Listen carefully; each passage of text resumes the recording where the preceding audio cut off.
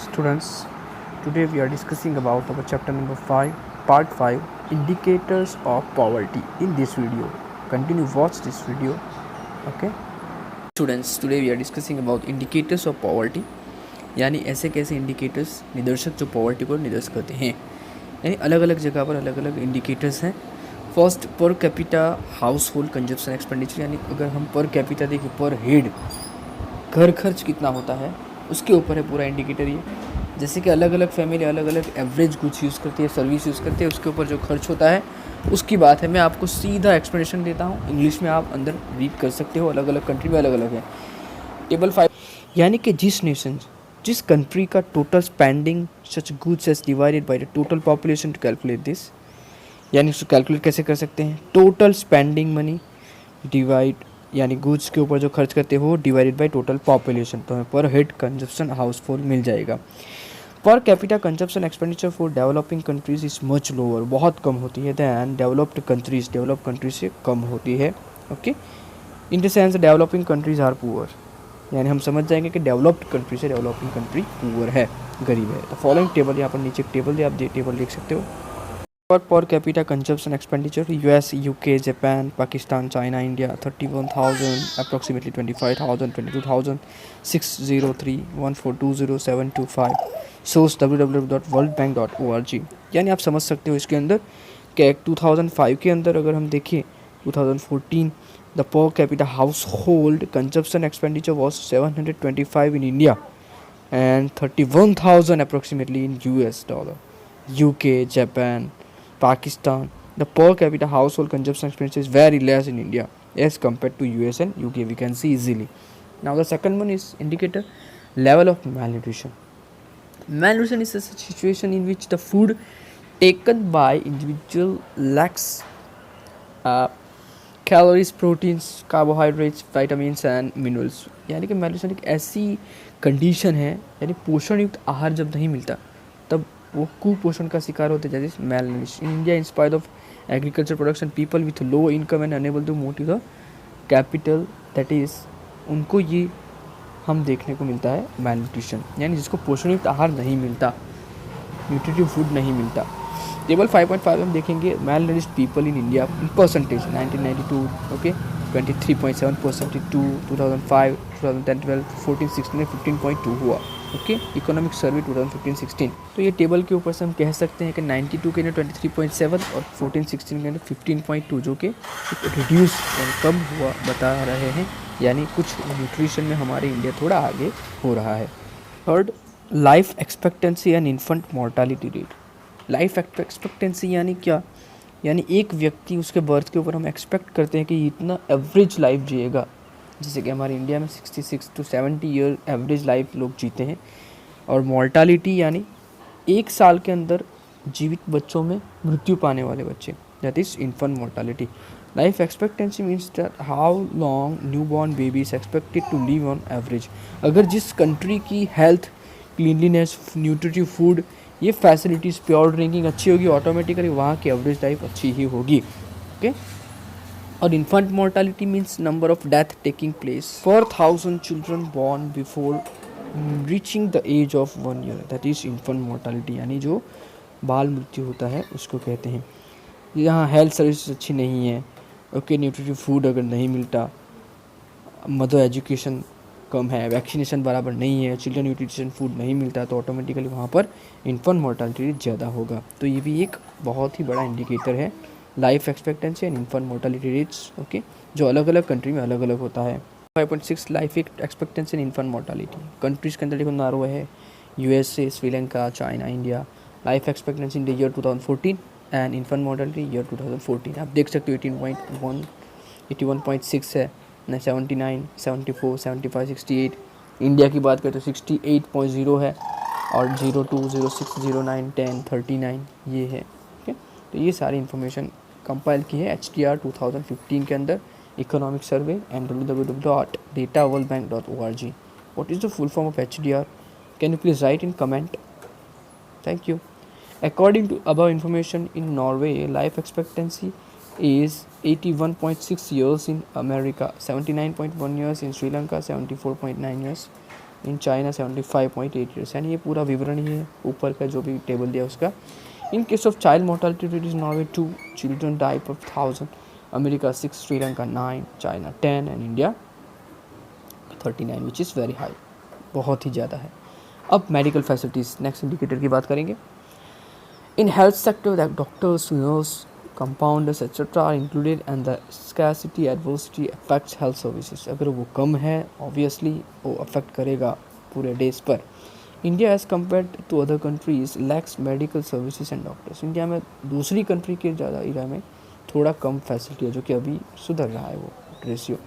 In developing economics people get less medical services. They often suffer from various diseases. Poor people do not get complete nutritive food. अगर उनको nutritive food बराबर नहीं मिलता, जैसे कि poor गरीब लोगों को, ऑटोमेटिकली उनके अंदर कुछ डिसीज़ पाई जाती है. अगर उसका सही इलाज नहीं हुआ तो फिर वो जानलेवा भी साबित होती है. तो मेडिकल फैसिलिटी एक कंट्री के अंदर it's must in this days.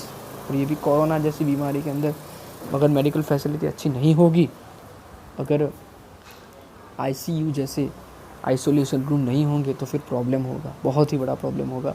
तो एक medical facility is must for every countries in the world. In developing countries every 6000 population 1 doctor is available, whereas among developed economics every 350 people service of 1 doctor is available. Okay, यानी एक comparison बताया कि develop country के अंदर एक doctor के सामने कितने पेशेंट्स हैं और डेवलपिंग कंट्री के अंदर एक पेशेंट के सामने कितने डॉक्टर्स हैं. In developing countries every year 1.6 crore people die from diarrhoea, malaria, TB in whole world. 2.3 crore people are suffering from AIDS. Out of this 90% belong to developing economics. And अब corona भी इसके अंदर ऐड हो ही जाएगा क्योंकि बहुत ही बड़ी महामारी है ये भी. Okay. Drinking water. Health of population is very much connected to drinking water and facilities of cleanliness. प्राथमिक ज़रूरियात है किसी भी ह्यूमन बीइंग की. ओके, पानी ज़रूरी है, लेकिन वो भी कैसा, प्योर ड्रिंकिंग वाटर. ये फैसिलिटी अगर किसी भी कंट्री में है तो वहाँ का हेल्थ ऑटोमेटिकली अच्छा हो ही जाएगा. 63.3% families get pure drinking water through treated source. 8.67% families get untreated of water. 26% of people get water from other sources such as well, hand pump, tube well, spring, river, canal, pond, every etc. तो यहाँ पर अगर हम देखेंगे तो पानी सर्व नहीं हो रहा है. That is also indicator of poverty. 6 provision of toilets. It is must because cleanliness अगर हाइजीन होगा तो हेल्थ अच्छा रहेगा.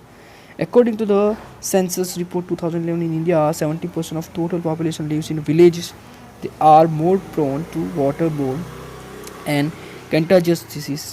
To save them from disease, cleanliness is very important, and for that toilet facility are must.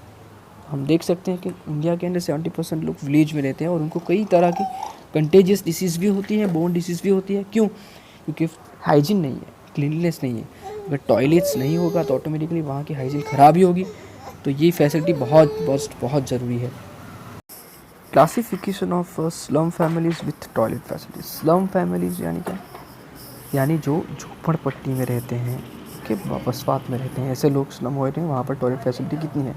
Total families 100%, toilet facility with house 66%, houses without toilet 34%. We can say this. It is very critical for India also. Housing next topic.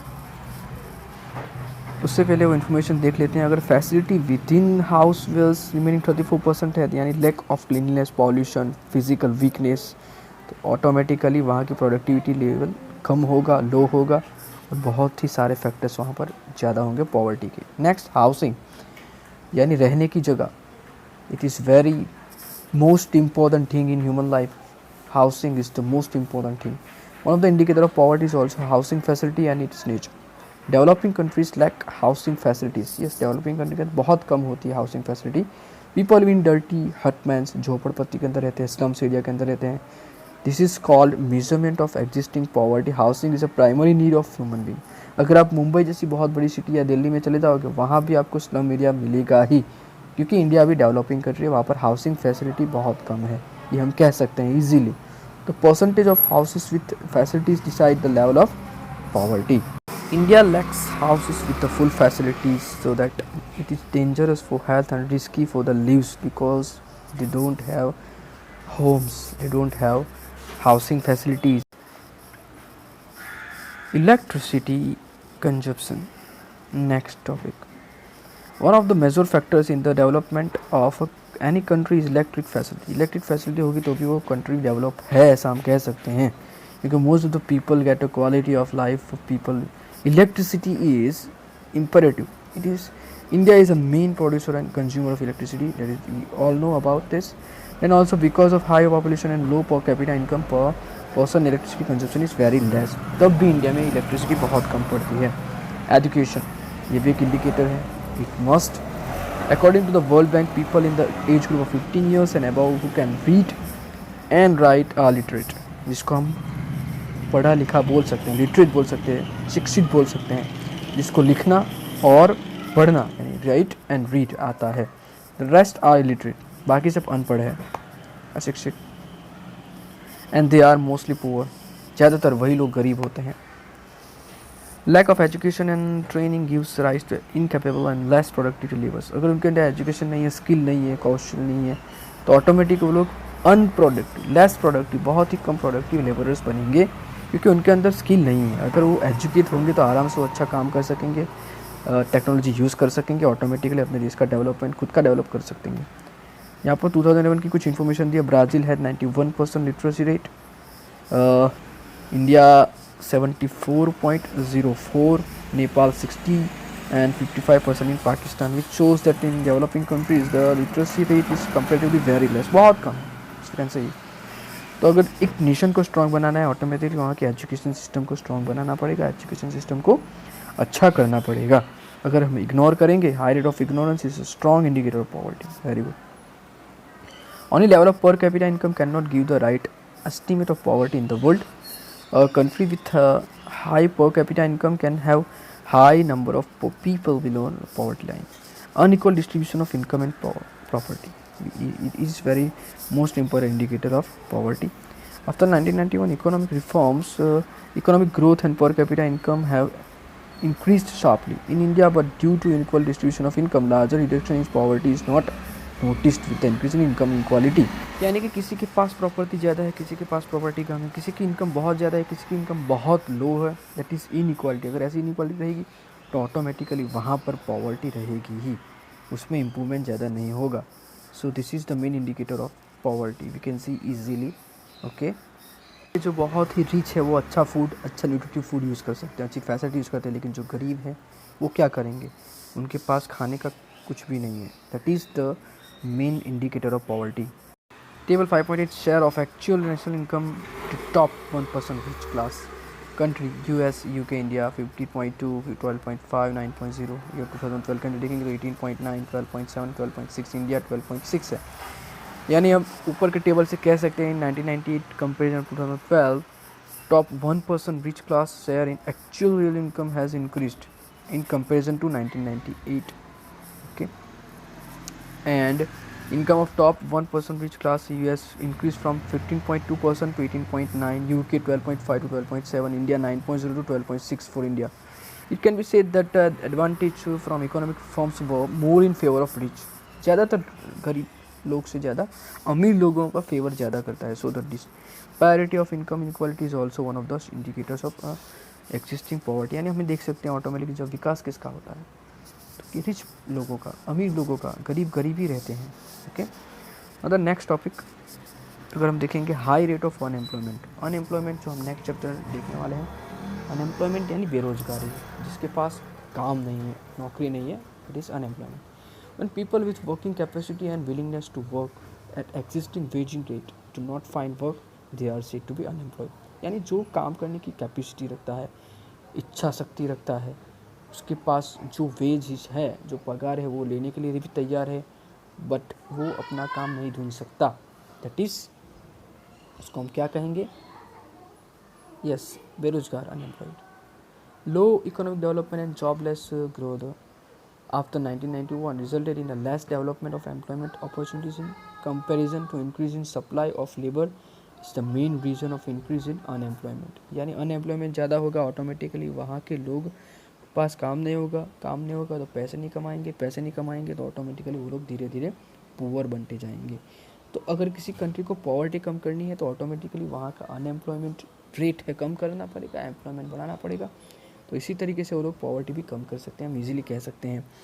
2013-14 की 2011 की बात करें तो rate of unemployment remained around 9% के नज़दीक था। According to the labour commission in the year 2013-14 the rate of unemployment people 15 years and above is 4.9%, in rural areas 40.7%, and in urban areas it was 55%. So it is the information about unemployment, यानी एक unemployment की information है जो एक indicator है. सो this is the main indicators of poverty. Okay.